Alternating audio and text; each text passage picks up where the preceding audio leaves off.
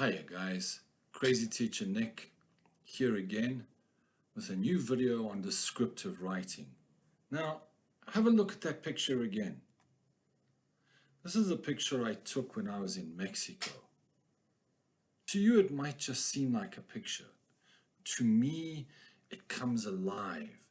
I remember the sounds, I remember the smells, I remember the adventure of being in Mexico and experiencing this in front of me. That's descriptive writing. You want your readers to hear, see, smell, taste, okay, to actually feel like they're there in the experience. So, an effective piece of descriptive writing, okay, what your examiners are expecting is that it'll convey a specific person or a setting or an experience like being in Mexico.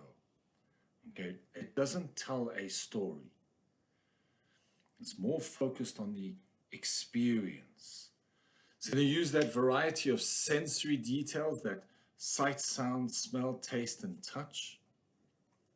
Okay, it'll use language to kind of zoom in and describe something and zoom out on something else, almost as if you're taking a camera picture of all these different things that are happening in front of you. Sentence structures, paragraph structures, and how you organize your structural and language devices to help give you that description or give your reader that description.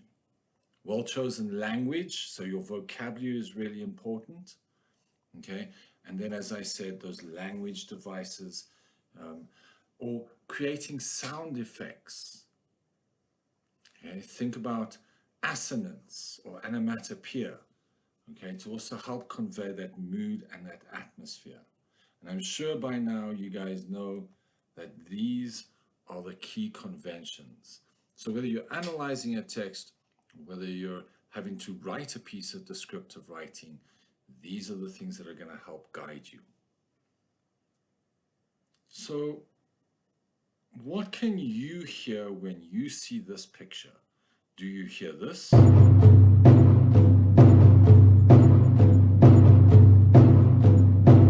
do you hear this?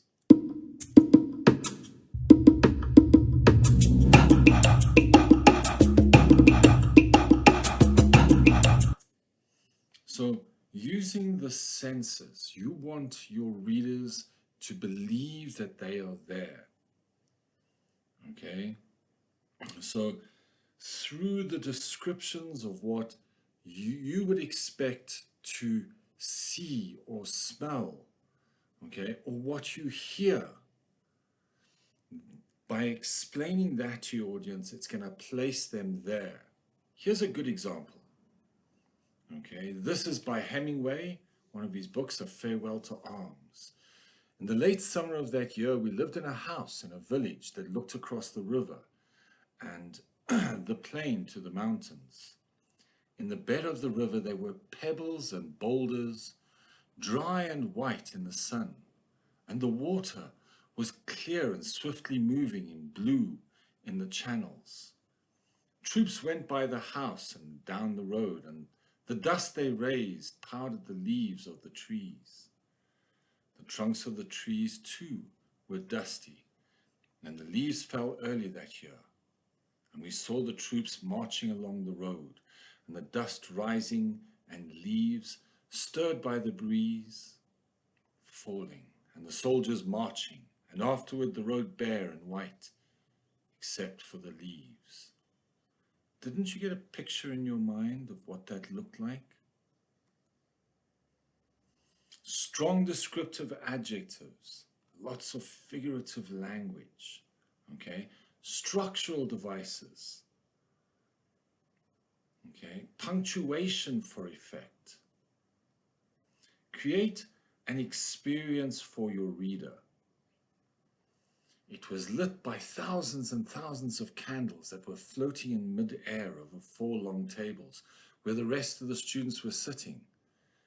These tables were laid with glittering golden plates and goblets. At the top of the hall was another long table where teachers were sitting. The hundreds of faces staring at them looked like pale lanterns in the flickering candlelight. Harry looked upward and saw a velvety black ceiling dotted with the stars. And it was hard to believe there was a ceiling there at all, and that the great hall didn't simply open up onto the heavens. Didn't you imagine you were there with Harry Potter and his friends? Use your reader's imagination. Okay? Allow them, through the descriptions, to actually feel like they are there. Be precise and specific. Here's a great example. The flowers were unnecessary. For 2 o'clock, a greenhouse arrived from Gatsby's with innumerable receptacles to contain it. An hour later, the front door opened nervously, and Gatsby, in a white flannel suit, silver shirt, and gold-colored tie, hurried in. He was pale, and there were dark signs of sleeplessness beneath his eyes. So the description of how he's dressed, the way he looks, it allows the audience to experience that for you. So that's from obviously The Great Gatsby. So what sorts of things are you expected in the exams to be able to describe? What are the common questions they ask in the descriptive questions? So these are the typical exam commands that you could find. Okay, I've taken this from a selection of the different exam papers that we've had since 2020. So the command is what you need to focus on. It mostly includes things like sound, okay, or color, or movement, but there's also little variations that take place. So in the one, they said, focus on the sound, light, and movement inside the office to help your reader imagine the scene. Or focus on color, sound, and movement to help your reader imagine the scene. Focus on sound, color, and movement, mixing it up for us, to help your reader imagine the scene. Create a sense of atmosphere. Focus on movement and sound to help your reader imagine the scene. Focus on the sights and the sounds to help your reader imagine the scene. Focus on the sound, light, and movement inside the library to help your reader imagine the scene. And the focus here is imagine. You want your reader to imagine the scene. Okay, so with the exams, okay, please again make sure that you read your question very, very carefully. You can practice your writing of sound. You can practice writing color. You can practice writing movement before you go into your exams. Talking about exams, this week we have a sponsor, and I'm really, really proud to basically share this with you. So this week we've been sponsored by Tutors and Exams. Okay, and exams this year are coming up early. I think the first exam for the English is on the 30th of April.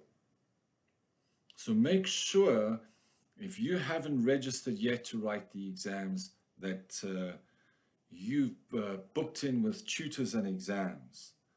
So what they've done for us is they've eased the financial burden of exam fees. We all know how expensive exam fees can be. Okay, so what they've done is with their 3-month Tutors and Exams down payment plan, okay, it's allowed us to take advantage of basically being able to pay off in advance. Okay, you must register, okay, as soon as possible, at least 3 months before the exam deadline starts. Okay, so you've got those payments done, okay, and you can focus on what really matters. Okay, writing those essays, and of course acing your exams. And remember, guys, when you apply, and I'll add all the links down at the bottom of the video, make sure you tell them you got their details from Crazy Teacher Nick. Now on with the show. So we saw in the exams that we are asked to describe certain things, and one of the things we are asked to describe is sound. Okay, so onomatopoeia. Okay, you guys know onomatopoeia. It's your descriptive sounds like drip, bang, or plonk. Okay, other sounds might be ahem, those when someone perhaps speaks or you're describing what somebody is doing, like they groan or they sigh. You might also consider animal sounds like bleat or mew. Okay, perhaps even in a simile, again creating that sound. Okay, or perhaps sounds like in a pathetic fallacy, you remember the weather, okay, the whoosh of the wind, okay, or the whistles. And pay attention to those verbs when you're describing it, okay. Adjectives like a loud or a sharp noise, okay. But instead of just saying that the jet was loud, say that the jet screamed. This evokes an even stronger sense of the sound. Okay, here's a great example. As the wind increases, it begins to whistle through the barren trees, a high-pitched song of solitude. Remember, you can practice writing these before you go into the exam. Okay, movement. So how can you describe movement? Well, you can use the basic movement words like walk and run and dash and charge and sneak and tiptoe. Okay, and these can be slipped into a sentence anytime. But you guys are Crazy Teacher Nick students, so you guys are going to be a little bit more bold. You're going to be using words like twitching and squirming and fidgeting and wriggling and writhing. I think there's this beautiful example with the tiny white flowers with nodding heads fluttering in the cool breeze. You can almost imagine the little heads of these flowers moving. How to create color. Don't just use those simple words like green or yellow or blue. Be more descriptive, okay? Describe the words in a way that people can remember them. Remember, we want to use their imagination, so olive green or emerald green, okay? Here are some other colorful adjectives that you could use. Bleak and bold and dark and dazzling and fluorescent. And remember, descriptive writing, you don't want to just tell your audience, you want to show them. So it's ablaze, it's radiant and bright with color. Okay? Or it's brilliant, vivid and intense. Or dappled, one of my favorite words. Okay? Kind of like when you see the dappling through the trees, those shadows, and they move. Okay? So here's some great examples. Again, the description of these black, thin lizards with long pink tongues. You can see the contrast, a wonderful thing in description between the black lizards and the pink tongues, or looking down on an almost perfect pool of emerald water. The surface seems to ripple like a queen's cloak, glittering with jewels. So you see that lexical field of royalty through the emerald water and the queen's cloak glittering with jewels. And again, our tiny white flowers stretch around the lake like a pearl necklace, both protective and inviting. So you can see that the image of color is given to the audience. It's not just the tiny white flowers that emphasizes it, but the idea of likening it to a pearl necklace, using that simile to bring it to life. Okay. And then, of course, atmosphere. Okay. How are you going to create that atmosphere, that mood? Okay. So you want to set, you got to think about your setting. Okay. Think about your reader's emotions. Okay, your tenses, and of course your pace, and all of this you develop through your vocabulary. So you create an eerie atmosphere using dim candlelight, creaking floorboards, ghostly whispers, to evoke a sense of suspense and fear in your readers. So let's have a look at this example.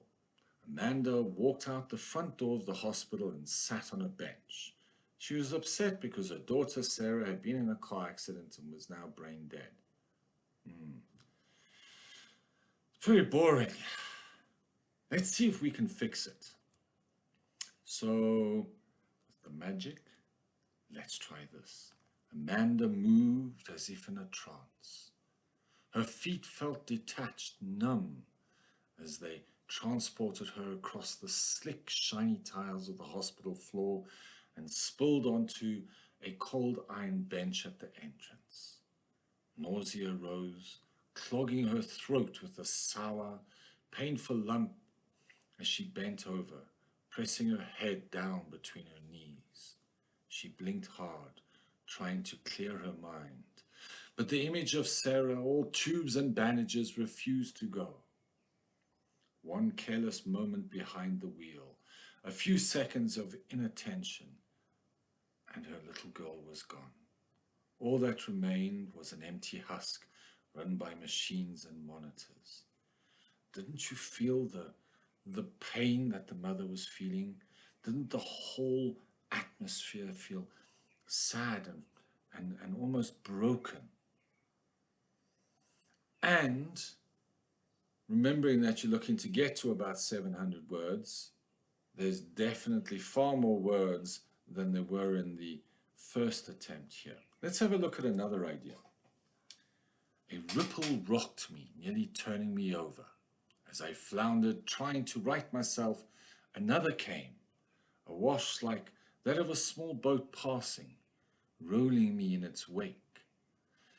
But I had heard neither oars nor engine. Could hear nothing now except the slap of the exhausted ripples against the rock. Treading water, I looked around me, puzzled and a little alarmed. Nothing. The sea shimmered, empty and calm, to the turquoise and blue of its horizon. I felt downwards with my feet to find that I had drifted a little further out from the shore and could barely touch the bottom with the tips of my toes. I turned back toward the shadows. So did you get that atmosphere of there's something dangerous perhaps in the water, something ominous? And that is the atmosphere. And everything we've spoken about, color, sound, movement, look at how the writer has been able to create that in this short paragraph. Good punctuation, look at that lovely use of the semicolon. Short sentence, okay? Sentence structure, very important. Okay, so these are my top tips for descriptive writing. Read the question, okay? Plan, and if you haven't started planning yet, start practicing your planning. Make a list of interesting words that you can connect with the sentence so you don't have to think about any descriptive words. Okay, so language devices, structural devices, you know I keep talking about these. Okay, practice, study them, use good punctuation. Okay, and this is a little tip that I learned many years ago. Limit the amount of time that your description takes place in. So you shouldn't have to move more than 5 minutes of time in a piece of descriptive writing. And imagine everything that goes on in that 5 minutes. Because if you go past that 5 minutes, it can start leaning into becoming a narrative. So if you limit the amount of time that you're going to be focusing, okay, and describing all the fine little details, it allows you to be more descriptive. Show, don't tell. Every teacher talks about it, okay? Sometimes less is more. And what I mean by this is that descriptions are most effective when they are focused, when they allow the readers to zero in on those essential details. Think about the nodding heads of the flowers and the pink tongues of the lizards. Small little things like that. If you zoom in, it allows the audience to focus on those points. Sometimes basically attaching too many synonyms or multiple adjectives to each noun can almost overwhelm or confuse your readers. So again, everything in English, keep it balanced. Okay. Guys, exams are 170 odd days from today. Okay.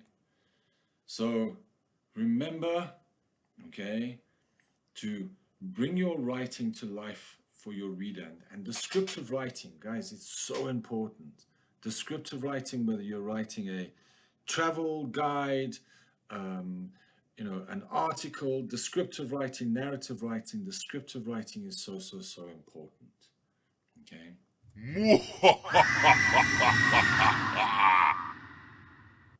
Okay. Guys, like and subscribe. Okay. 170 days to go to the exams. Okay. Don't forget, okay, if you've got to register for exams, okay, tutors and exams, thank you very much to them for sponsoring today's video. Okay. And as always, guys, rock on.